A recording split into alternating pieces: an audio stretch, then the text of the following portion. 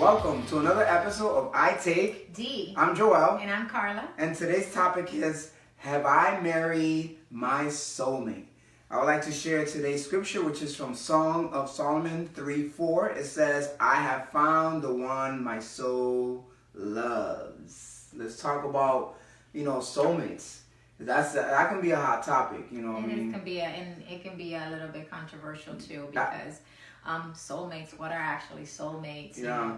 Do we actually have a soulmate out there? Do we actually marry that person? Yeah, I could say that a lot of, even this topic, we can't even take credit for it. I think this really came out of different people who've been asking us, or they've been asking themselves, have I married my soulmate? And I remember one time we had like a real deep conversation, because I was asked, how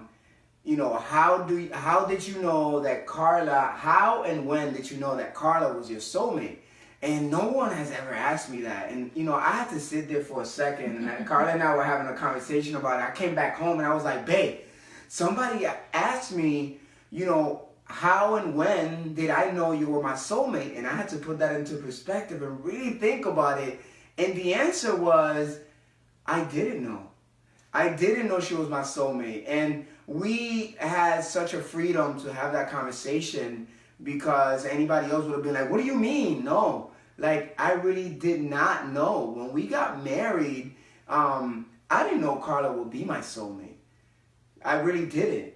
And then she shared something with me, right? You want to share that? Oh, sure. So I'm having a conversation with a good friend of mine, and again, these are the aha moments that you have when you begin to have conversations with someone in regards to the topic of marriage.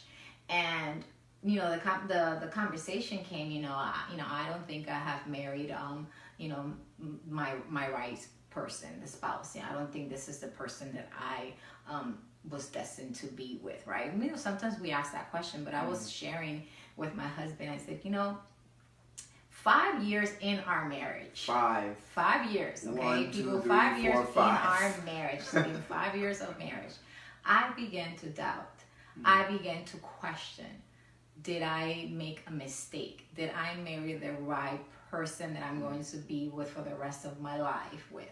I began to question that in 5 years in my marriage. And why do I say that? Because it's okay if you doubt. It's okay if you question. Doubting is actually, in your marriage, it's normal. I mean, there are people who go into marriage and, so this is not cookie cutter approach. There are people who get married, exactly. But not everyone's like that. Kudos to you if you got married and still today you say, "Oh my God, this is the perfect. This is I know day best one, decision I made. Day one, this is the best decision I ever made. I don't regret marrying Joel. That's not what I'm talking about. What I'm saying is that I began to doubt, began to question why, because I began to face some challenges in our marriage, that began to question and put the doubt in my mind. Oh, what did I get myself into? Maybe I jumped too quick. Maybe it was too sudden. Maybe it was too soon. Now, for those who know our relationship really well, and maybe our close friends, we had a really short engagement.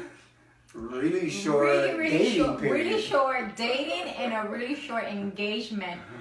All together, we met. We met in February of 2002. We got engaged May of 2002. We got married October of 2002. So do the math. And all of that in one year. So you begin to question, wow, did I jump into too fast? Maybe I was too young. Maybe I was too premature. But the reason for that is because I began to face challenges in my marriage that I didn't want to face. Yeah. That I'm like, if I knew this before I got into this marriage, I would have said no way. But that's normal. So again, kudos to you if you, since day one, you're like, yes, this is the perfect thing I ever made, and you never question or doubt it. Yeah. And to reality, to that, soulmates is you are your husband or your wife's soulmate the minute you select them. I think soulmate, it's like wisdom. It only comes through time. To be honest with you, I don't think, for some maybe, right? It comes like this. But for me, in our scenario, it's for me to call her my soulmate today, it came through time. It came through patience. It came through commitment, regardless of what was going on. So from the minute we got married, we said to each other, divorce is not an option. Now I know there are some couples or marriages who may be going through like whether it's abuse and other things. That's not what we're talking about here. We're talking about here just challenges that go on through life. I mean, if you're really being abused, you should be seeking help. You should be calling the authorities. If there's like physical abuse, if there's emotional or verbal abuse, you need to be looking for help. But what I'm talking about is just, the normal challenges and frustrations of life. We said to each other, even through that, we're not seeking divorce. We're not seeking any of that. We're going to work through this. Because what happens is that we've had this like fantasy about what marriage looks like based on movies, and I love Hallmark, but Hallmark sometimes could bring this like beautiful happily ever after, and so when we go into marriage, we're looking for that. We're seeking that, that Fox Century type of relationship that just does not exist. It doesn't exist. None of us are perfect. And we come into these relationships with so much baggage. And of course, at the beginning, you're not going to see that because I'm trying to show you my best. If I don't show you my best when we're dating, you're not even going to give me a chance while dating. So of course, you're not going to get the real person. But the difference is whether we're going to work through it or not. Going back to that question about, when that person asked me, when did you know, how and when, what came to mind was that I didn't know you were my soulmate. What made me feel comfortable going into the relationship and getting married was the fact that I could be myself. That was the first sign, not that she was my soulmate, but that, I can build a life with this person. It was the fact that I could be myself. Those who know me know I'm very quirky. I'm also just, I like to joke around a lot. So I'm a goofy kind of dude. I'm the kind of dude that sings out loud in the car. And while people are passing you by, they're like, what in the world's going on with this dude? I like to sing. So if I have a song in the car, I'll sing along. I like to dance a lot. So I'm that kind of dude that you will catch in front of the mirror doing the funky chicken just for the fun of it. I'm a kid at heart. So the first sign, not that she was my soulmate, the first sign that I'm like, this could be the person, was that she didn't judge me based on my quirkiness or my goofiness. That's really what it was. Mm-hmm. And I took a chance. And I mean, that brings a perfect perspective in regards to it becomes your soulmate because now you begin to find things that you like, things that you can do together. Maybe you don't have a lot of things in common, but are you pushing yourself to making those things in common? Mm-hmm. Are you willing to be quirky with him? Are you willing to accept that quirkiness and be okay with it and not bring him down?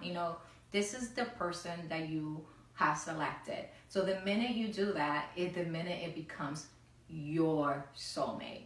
And now it's up to you to really figure out how do you move from there. And I remember Sharon, saying as well to this person, I said, at the end of the day, I had to find, after when I started questioning, I had to find what fit me and my husband. That one thing that fits.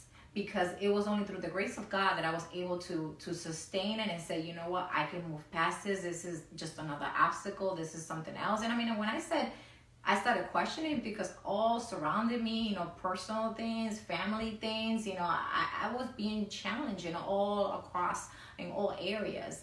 And I just began to look at him and see, one of the things too is that I began to close my ear to everyone else, not listen to anything else, but listen to the voice of my husband. I think that made a difference because I was so focused in what everyone was saying that I forgot to listen to the one voice I married. and that's the voice of my husband. So for everyone out there too, close in all those conversations that you have in the outside of your circle, and begin to listen to the one person that you actually made those vows to. Yeah, I can put in, and I actually shared this with this person. I said, I really see, like, at the beginning when I decided to get married, or we decided to get married, it was like, the difference was, so, because then they asked, well, how do I know? And I said, I don't think you fully know if that's going to be your soulmate, because I really do think that soulmate is like wisdom. It comes through time, and you got to put effort into it, right? You got to stay committed even in the difficult times. But if I can at least put it in perspective, or that you can understand where my mind was when they asked me this question, I said, the difference was, it's like being in a burning building, right? And there is the firemen are down there and saying jump and we'll catch you because I saw something, versus being in a burning building and there's nothing there, like no one's telling her to jump. So why am I saying that? Because I really felt like I wasn't completely 100% sure that she was my soulmate. But what I saw was that the burning building was my single life, right? And what I saw under was at least some sign of hope. And what do I mean by that? Well, again, like she just accepted me for who I am. Now, does that mean that she applauds everything I am? No, I get on her nerves. She gets on my nerves, and we have those moments where we just don't agree on certain things. She has her characters. I have my character, but we work through it. We don't let those things become excuses to divide us, but we use them as opportunities to talk about it, have a conversation, and connect even more. I mean, everything about me, even in the physical, she is not what she wanted, right? I mean, she was talking about it the other day. She was like, first of all, I said to myself, I will never marry a guy with tattoos. Well, I don't have the biggest tattoos in the world, but I do have tattoos, right? And then I have chest. I have very little hair in my chest. She didn't want a man with hair in his chest. Well, guess what, honey? That's what you got.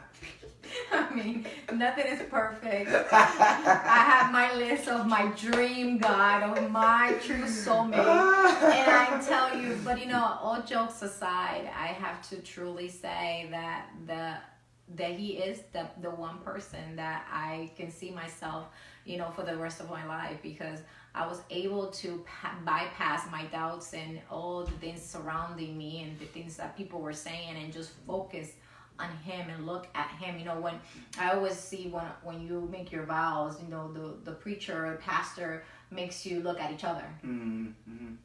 And makes you look at each other to share those vows, because at the end of the day, you're not sharing your vows, but the entire friends and families who are there, they're listening, but you are actually looking at face to face to the one person you are putting those vows to, and that says a lot. So at the end of the day, this is the person. And yes, I didn't get all my Prince Charming in a white horse. She didn't get all her check. The whole checklist was not checked off. But I had to work really hard to make our relationship, our marriage work and thrive, because at the end of the day, the person that I chose to marry, that is the one. That is the one until death do you part. Mm-hmm. And it's up to you to make that happen.